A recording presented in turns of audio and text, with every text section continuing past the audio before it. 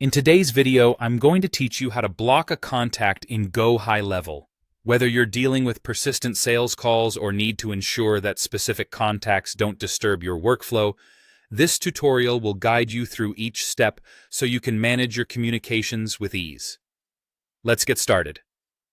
First, you'll want to open up your preferred web browser. Perhaps that's Google Chrome, Firefox, or any other browser of your choice. In the search bar, type Go High Level. This will take you to a list of search results, and you'll want to click on the link for www.gohighlevel.com. This is the official website of the Go High Level platform and will be your gateway to managing your contacts effortlessly. Once you're on the Go High Level homepage, go ahead and log in. You'll need your credentials for this step, so make sure you have your username and password handy.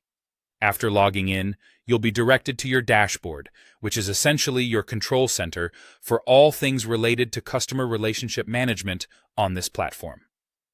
On your dashboard, locate the Contacts section. This is where all the information regarding your contacts is stored.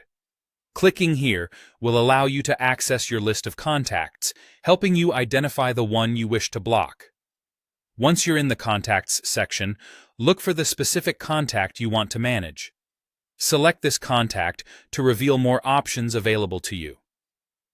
With the contact profile open, scroll down to locate the section labeled Do Not Disturb Channels.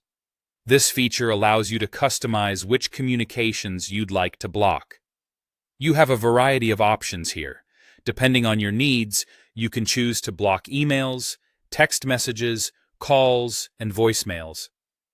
Alternatively, for broader blocking measures, you can select DND inbound calls and SMS, or even DND all channels if you wish to completely block this contact from reaching you through any channel.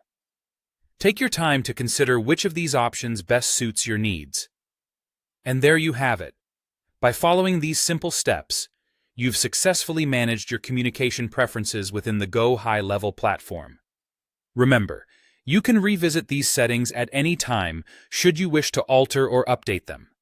This flexibility ensures that you remain in control of how and when you're contacted, allowing you to maintain your focus and productivity without unwanted interruptions.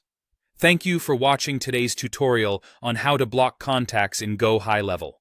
If you found this guide helpful, be sure to check out our other videos for more tips on managing your digital communication more effectively.